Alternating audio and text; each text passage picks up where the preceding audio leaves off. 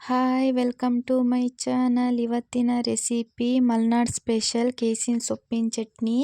ರೊಟ್ಟಿ ಜೊತೆ ಚಟ್ನಿ ತುಂಬಾ ಚೆನ್ನಾಗಿರುತ್ತೆ. ನಾನಿವತ್ತು ಕೇಸಿನ ಸೊಪ್ಪಿನ ಚಟ್ನಿ ತೋರಿಸ್ತಾ ಇದ್ದೀನಿ. ಇದೇ ಕೇಸಿನ ಸೊಪ್ಪು, ಇದು ತೋಟದಲ್ಲಿ ಎಲ್ಲ ಕಡೆ ಸಿಗುತ್ತೆ. ಇದರಲ್ಲಿ 3 ಥರ ಇರುತ್ತೆ. ಎಲ್ಲ ಸೊಪ್ಪನ್ನು ತಿನ್ನೋಕ್ಕಾಗಲ್ಲ. ಇದರಲ್ಲಿ ಈ ಥರ ಸೊಪ್ಪಿರುತ್ತಲ್ಲ, ಇದನ್ನು ಕಟ್ ಮಾಡ್ಕೋಬೇಕು. ಎಳೆ ಸೊಪ್ಪಾಗಿರಬೇಕು. ಇವಾಗ ಸೊಪ್ಪನ್ನು ಸಣ್ಣದಾಗಿ ಕಟ್ ಮಾಡ್ಕೊಂಡಿದ್ದೀನಿ. ನೆಕ್ಸ್ಟ್ ಒಂದು ಕುಕ್ಕರ್ನಲ್ಲಿ ಆ ಸೊಪ್ಪನ್ನು ತೊಳೆದು ಹಾಕೋಬೇಕು. ಎಲ್ಲ ಸೊಪ್ಪನ್ನು ತಿನ್ನೋಕ್ಕಾಗಲ್ಲ, ಕೆಲವೊಂದು ಸೊಪ್ಪು ತುರ್ಕೆ ಬರುತ್ತೆ, ಎಳೆ ಸೊಪ್ಪಾಗಿರಬೇಕು.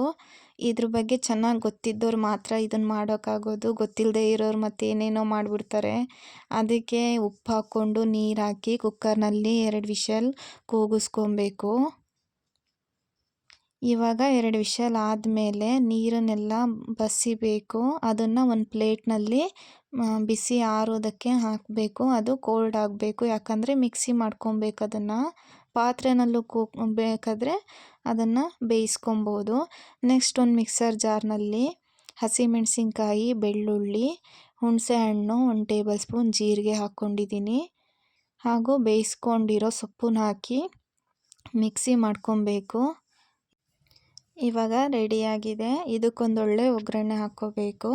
ಅದಕ್ಕೆ ಮೊದಲು ಒಂದು ಬಾಣಲಿನಲ್ಲಿ ಎಣ್ಣೆ, ಸಾಸಿವೆ, ಕರಿಬೇವಿನ ಸೊಪ್ಪು, ಒಣಮೆಣಸು, ಈರುಳ್ಳಿ ಹಾಕಿ ಚೆನ್ನಾಗಿ ಒಂದ್ಸಲ ಫ್ರೈ ಮಾಡ್ಕೋಬೇಕು. ಚೆನ್ನಾಗಿ ಫ್ರೈ ಆದಮೇಲೆ ಮಿಕ್ಸಿ ಮಾಡ್ಕೊಂಡಿದ್ವಲ್ಲ ಅದನ್ನು ಹಾಕ್ಕೊಂಡು, ಜಾಸ್ತಿ ನೀರು ಹಾಕೋಕ್ಕೆ ಹೋಗಬಾರ್ದು. ಮಿಕ್ಸಿ ಜಾರ್ ತೊಳೆದಿದ್ದೇ ನೀರನ್ನು ನಾನಿಲ್ಲಿ ಹಾಕೋತಾ ಇದ್ದೀನಿ. ಕ್ಲೀನಾಗಿ ಒಂದ್ಸಲ ಮಿಕ್ಸ್ ಮಾಡ್ಕೊಬೇಕು.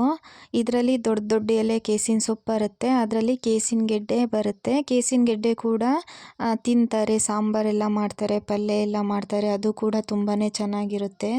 ಕೆಲವೊಂದು ಸೊಪ್ಪು ತುರ್ಕೆ ಬರುತ್ತೆ, ಹಾಗಾಗಿ ಅದಕ್ಕೆ ಮೇಯ್ನಾಗಿ ಹುಳಿಯನ್ನೇ ಜಾಸ್ತಿ ಹಾಕ್ಕೋಬೇಕು. ಅವಾಗ ತುರ್ಕೆ ಬರಲ್ಲ ಹುಳಿ ಹಾಕಿದ್ರೆ. ನೆಕ್ಸ್ಟ್ ಉಪ್ಪು ಹಾಕ್ಕೊಂಡ್ರೆ ಕೇಸಿನ ಸೊಪ್ಪಿನ ಚಟ್ನಿ ರೆಡಿಯಾಗುತ್ತೆ. ರೊಟ್ಟಿ ಜೊತೆ ಅಂತೂ ಕೇಸಿನ ಸೊಪ್ಪಿನ ಚಟ್ನಿ ತುಂಬಾ ಚೆನ್ನಾಗಿರುತ್ತೆ.